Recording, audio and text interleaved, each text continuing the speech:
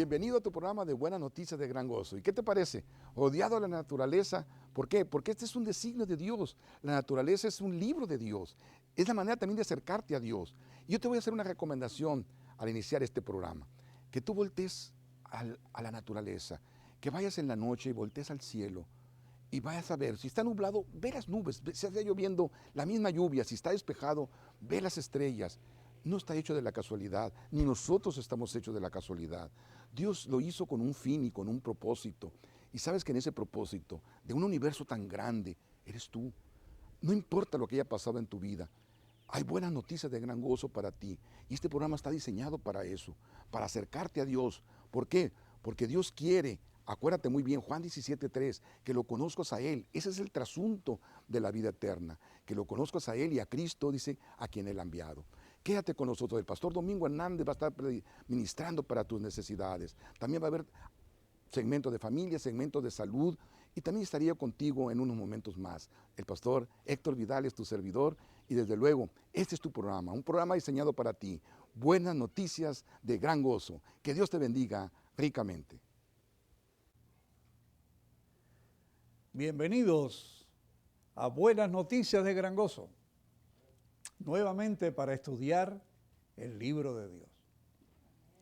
Me voy a referir, para comenzar este estudio, a un capítulo que escribió Mateo, que es el capítulo 8, que se ha predicado, yo diría, millones de veces a través de 2000 años. Y hoy vamos a hacer lo mismo, una visión, diría yo, porque me lo hizo a mí el Señor, más clara para poder entender lo que se dijo de Jesús y lo que Él hizo ese día. En el capítulo 8 dice la palabra del Señor, capítulo 9 de Mateo, entrando en el barco, Jesús pasó a la otra parte y vino a su ciudad. Y he aquí, le trajeron un paralítico echado en una cama. Y viendo Jesús la fe de ellos, dijo al paralítico: confía, hijo, tus pecados te son perdonados. Y he aquí, algunos de los escribas decían dentro de sí: este blasfema. Y viendo Jesús sus pensamientos, preguntó: ¿por qué pensáis mal en vuestros corazones? Porque, ¿qué es más fácil? ¿Decir los pecados te son perdonados o decir levántate y anda? Pues para que sepáis que el Hijo del Hombre tiene potestad en la tierra de perdonar pecados, dice entonces al paralítico: levántate, toma tu cama y vete a tu casa. Entonces él se levantó y se fue a su casa. Y las gentes, viéndolo, se maravillaron y glorificaron a Dios, que había dado tal potestad a los hombres. Este capítulo, en este acontecimiento, tiene encerrado misterios que el apóstol Pablo aclara después, misterios que el profeta Isaías dijo en el capítulo 43, misterios que todavía en el día de hoy no se entienden en muchos lugares donde se predica la palabra de Dios. ¿Y por qué digo eso? Porque aquí sucedieron dos cosas. Primero, el Señor, cuando vio a este hombre imposibilitado para caminar, vio también que tenía una necesidad espiritual interna que lo tenía agobiado, que muy probable lo llevó a la parálisis, que eran sus pecados, que era su sentimiento de culpa. Y lo primero que el Señor hace no fue motivarlo y emocionarlo para, al decirle, levántate y anda, él caminara, sino lo primero que hizo fue aliviarlo de la carga, aliviarlo de los pensamientos que tenía por tal vez años de culpa por lo que había hecho mal hecho delante de Dios. Y lo perdonó. Y enseguida que lo perdona, los religiosos del momento dijeron, este hombre, porque este hombre es un hombre, este no es Dios, es un blasfemo. ¿Cómo está diciendo que tus pecados son perdonados si solamente Dios perdona? Inmediatamente Jesús dijo, mira, yo estoy leyendo los pensamientos de ustedes. Ya con eso está diciendo, yo soy Dios porque nadie puede entrar en la cabeza de nadie si no es el que lo creó. Nadie puede ver los pensamientos sino aquel que hizo el cerebro para pensar. Y cuando el Señor les dice eso, dice, mire, ustedes están diciendo eso, pero para que vean la potestad que Dios me ha dado, el poder que Dios me ha dado. Te digo, paralítico, levántate y anda.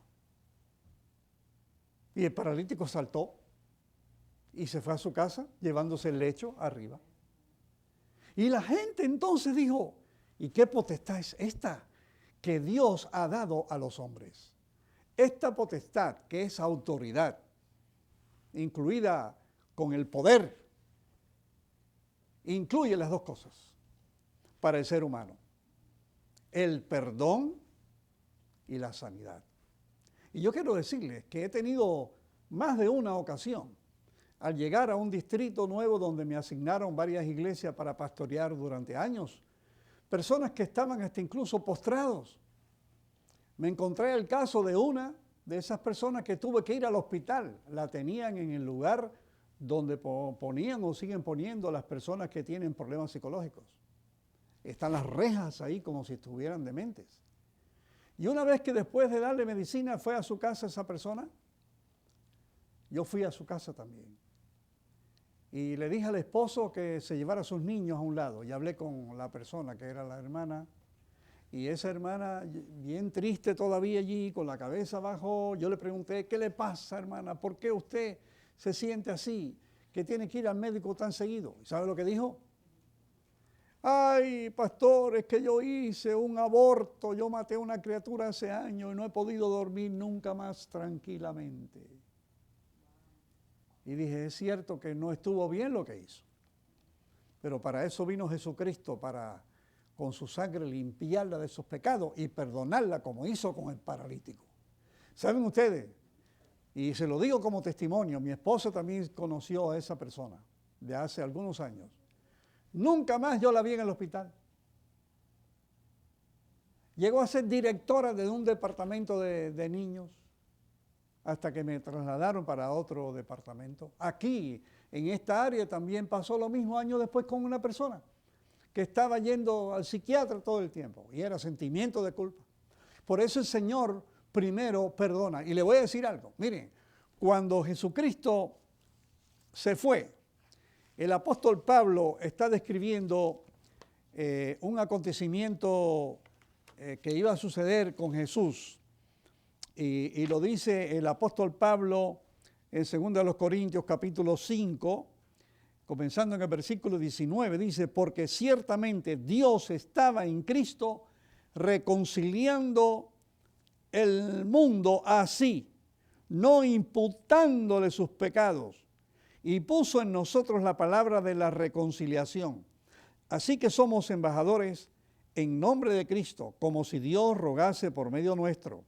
Os rogamos en nombre de Cristo, reconciliaos con Dios. O sea que lo que está diciendo Pablo aquí, que desde antes de la fundación del mundo ya Dios estaba preparando la reconciliación. Y cuando Cristo nació, ya la reconciliación se estaba mencionando hacía tiempo. Y dice, no imputándole los pecados. Una cosa es imputar y otra cosa es impartir. El impartir es continuo, se te va dando a medida que lo vas necesitando. Y eso es lo que algunos hablan de lo que es santificación, como dijo aquí el pastor Vidales en uno de sus temas. Y entonces la imputación es diferente. La imputación es que se fija de una vez y para siempre, es inmutable y no se quita. Y aquí lo que está diciendo es que Dios no imputó los pecados. Aunque Adán pecó, Dios no se los imputó. ¿Saben por qué? Porque un día iban a ser de una mujer el Hijo de Dios para quitarnos los pecados.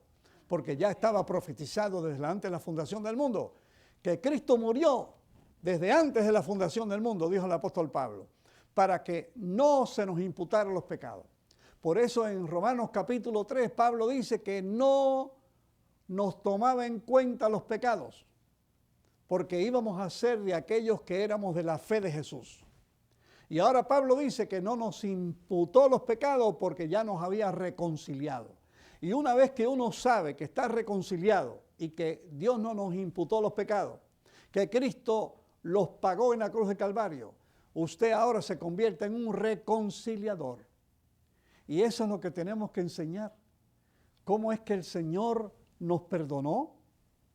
Porque una vez que una persona entiende que está perdonada, se sana de cualquier cosa. Amén. La mayoría de las enfermedades, dicen los psicólogos, está en la mente.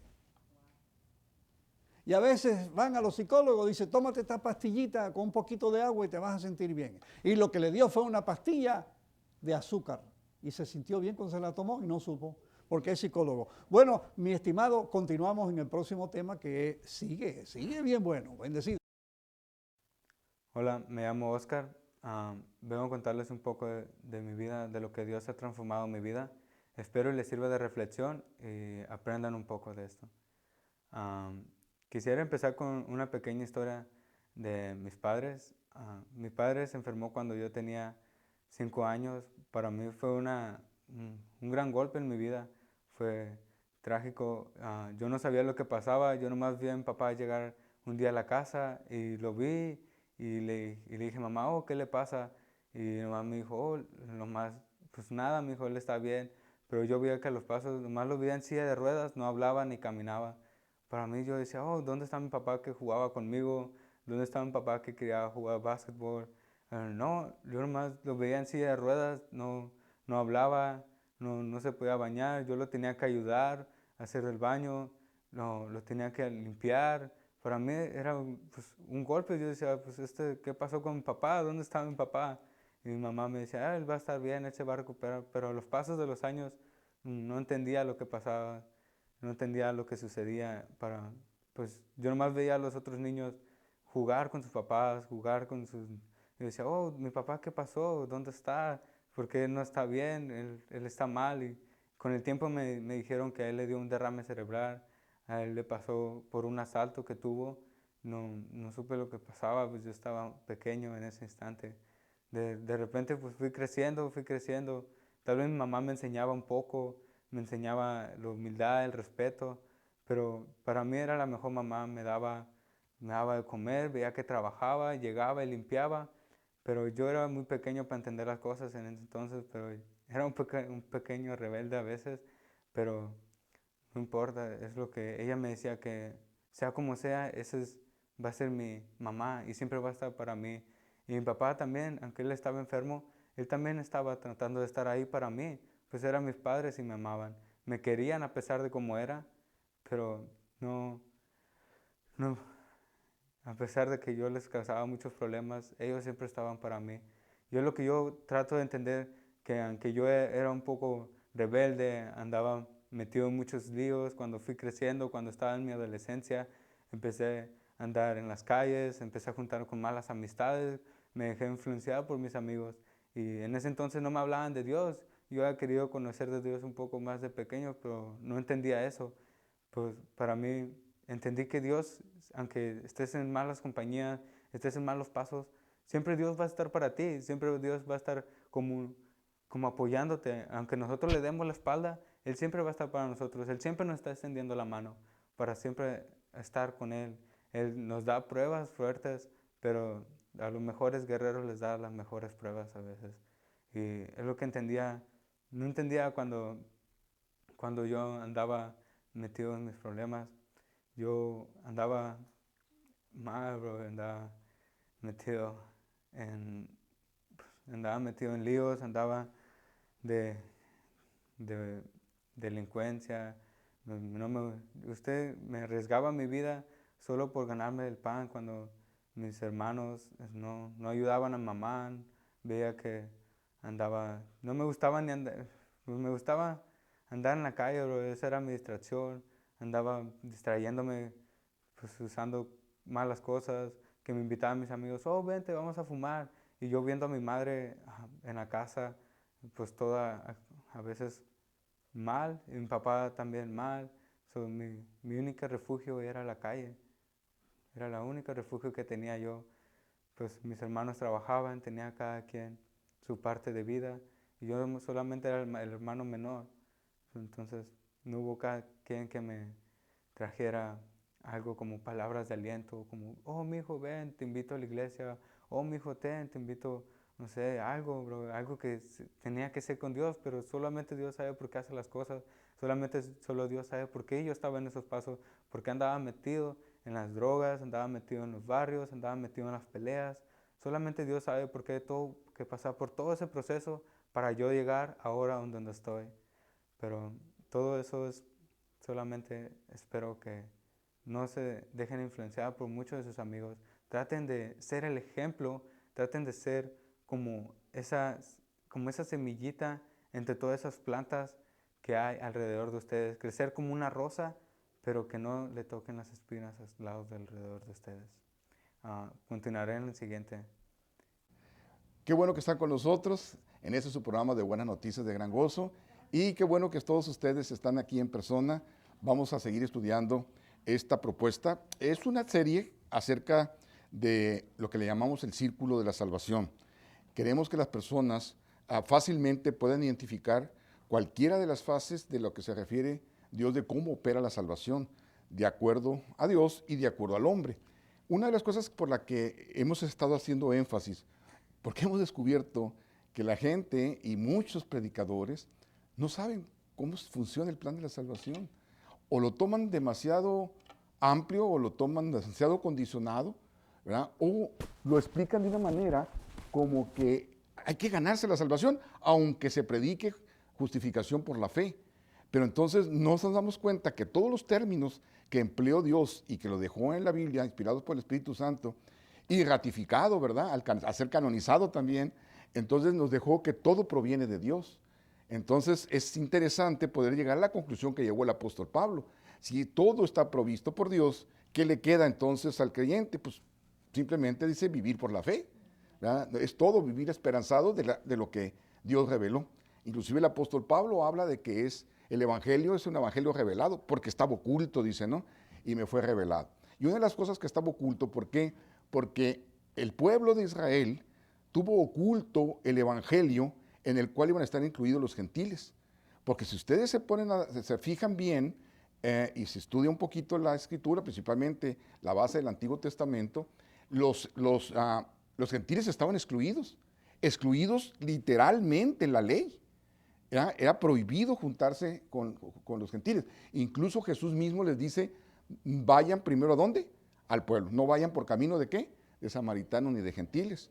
Lo cual quiere decir que lo que muchos dicen es lo mismo, la salvación era igual y la entendían igual. Perdónenme, nosotros hace mucho tiempo que hemos estado diciendo el pastor Domingo y yo, y cuando damos entrenamiento y cuando damos exposiciones, que esa es una verdadera mentira. No es cierto que es la misma forma, aunque ahí estaba escrito. ¿Por qué? Porque estaba velado el que el evangelio fuera dado a los gentiles. Muchos hablan de los pactos y el pacto lo dan como que fuera el nuevo pacto y se acabó. Pero espérenme, el nuevo pacto consta de 2 ramas, ya lo hemos dicho aquí, lo vamos a repetir para que quede y que sea repetitivo. El nuevo pacto tiene 2 vertientes. En primer lugar, Jesús lo publica y viene y lo predica, y desde luego es muy importante, pues, ¿cómo no va a ser importante por él? Pero él devela el reino, esa es la importancia primero, el reino. Y luego, en ese estaba incluido el pacto, todavía el nuevo pacto a los judíos, pero luego faltaba el pacto ¿a quién? A los gentiles, ¿verdad? Inclusive Jesús da varios vestigios, varias luces, como por ejemplo cuando dice, y habrá otro rebaño, ¿verdad? Muchos que lo interpretan como que a la hora del momento final, dicen las iglesias, la iglesia a la que se refiere somos nosotros. Y las otras pues podrán ser las otras que andan por ahí, ¿verdad? Que a lo mejor van a salir gente, ¿verdad? Que habilitada por Dios de último momento. No, es que se está refiriendo a los gentiles, ¿verdad?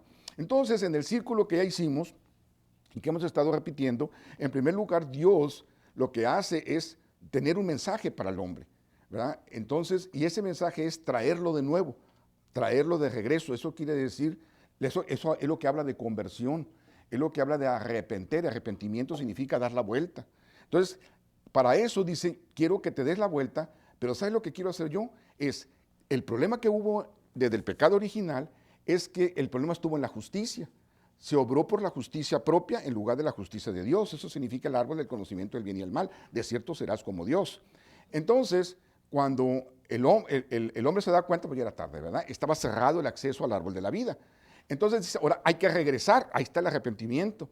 Entonces dice, pero para eso, lógicamente se piensa en un juicio, ¿verdad? ¿Por qué? Porque si sucedió algo en contra de lo que estaba la voluntad de Dios o del mandato específico de Dios, es lógico que se piense en un juicio. Entonces Dios emplea términos legales, dijimos.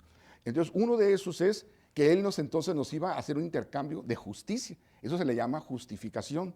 Entonces dice la Biblia que Él nos imparte su justicia, como quien dice, a cambio de la nuestra. Pero para que podamos entender ese término, nosotros podríamos decir, ¿cómo voy a comprar esa justicia? ¿Cómo la voy a adquirir esa justicia? ¿Qué impacto va a tener una vez que yo, como quien dice, reciba esa justicia?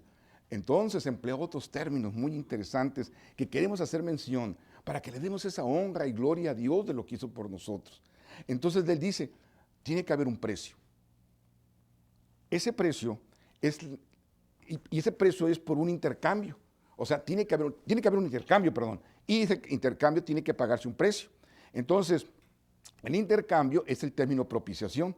O sea, Él se hace propicio a nosotros, ¿verdad? Entonces, ahí, esa es la parte vicaria, la parte sustitutiva. Ahora, pero el precio, ¿verdad? El precio que se señala la Biblia, inclusive en la parte legal, es que había que expiar, lavar, era un precio por lavar. Y la expiación se pagaba ¿con qué? Con sangre, ¿verdad? Entonces, quiere decir que ese es el precio que había que pagar. Él quería darnos su justicia, hay un intercambio de la justicia, ¿verdad? Se fija quién es el intercesor, ¿verdad? Y luego el precio. Entonces dice, pero yo voy a poner el precio. Y luego el otro término, que es donde ya estamos ahorita, eso fue como una especie de repaso, entonces es que todo lo que va a hacer Dios, Él te lo va a dar como un regalo, porque es por gracia. Entonces, para que sea un regalo, entonces viene otro término de su propia voluntad, que es el de redención. Es decir, puede haber pago, puede haber intercambio, pero tú podrías quedarte a deber. Pero entonces cuando el hecho de que no te quedes a deber, el hecho de que seas liberado a cambio de nada, es decir, por gracia, a eso se le conoce con el nombre de ¿qué? De redención. Exactamente, se le llama redimir. Entonces dice Colosenses, Él nos libró del dominio de la oscuridad y nos trasladó al reino, dice, de su amado Hijo, en quien tenemos redención. Ahora fíjense que el perdón de pecados. ¿Ustedes piensan que los pecados se podían perdonar si hubiera un precio en intercambio? No. Eso sería como un salario a Dios. Y eso no era así, ¿verdad? Ahora, si Él se ofrecía, ¿verdad? ¿Por qué? Él se ofrecía como intermediario, o se ofrecía como intercesor, se ofrecía, pero más que nada, como sustituto. ¿Por qué? Y lo quería hacer por gracia, porque iba a haber precio. Entonces es lógico que entonces había un perdón de pecados a cambio por su gracia. Ahora, dice Romanos 3:24, dice, y no solo ella, sino también nosotros mismos, que tenemos pero por su gracia, dice, son justificados gratuitamente mediante la redención que Cristo Jesús efectuó. ¿Quedó claro? Es decir, todavía, y es hasta un veces de repetitivo, gratuito, redención. Es que ya redención implicaba que fuera gratuito. ¿Se acuerdan lo que significaba redimir? Pagar por la libertad a cambio de nada. Porque si hubiera un intercambio, entonces nada más pasaba de una posesión a otra posesión, o de una esclavitud a otra esclavitud. Pero esa no era la voluntad de Dios.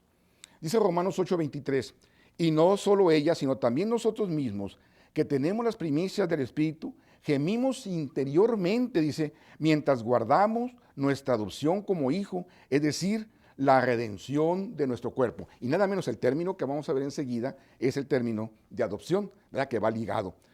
Bien, ahora vamos a 1 Corintios, capítulo 1 y versículo 30. Y es muy bueno que esos versículos los tengan para que hagan el círculo.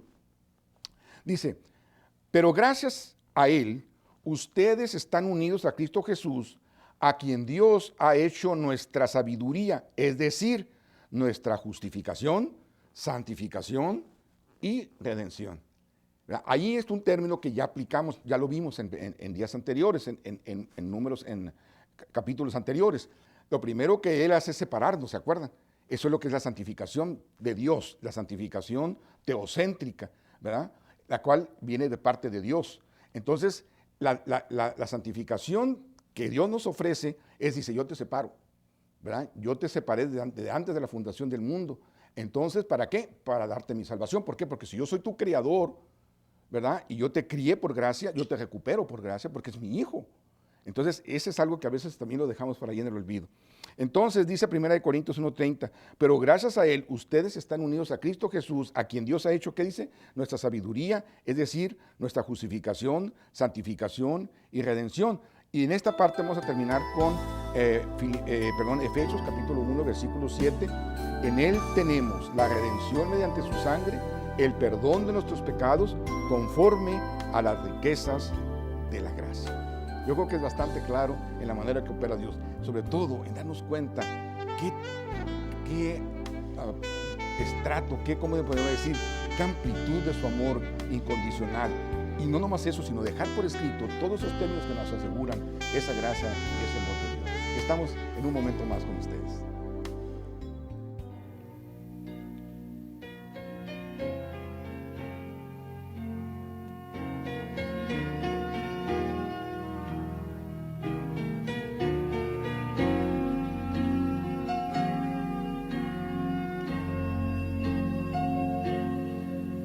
Dios, tan solo Dios,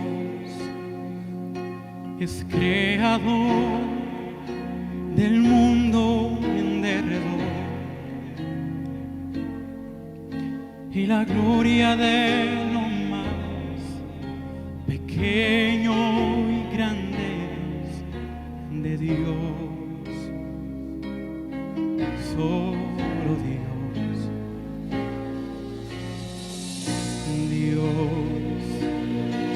Solo Dios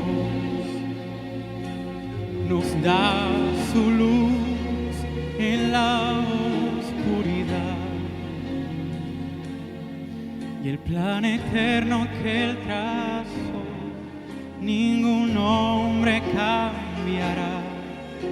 Él es Dios, Él solo es Dios. Dios, tan solo Dios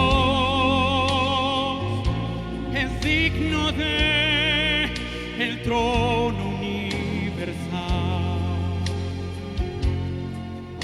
que toda la creación le adore sin cesar.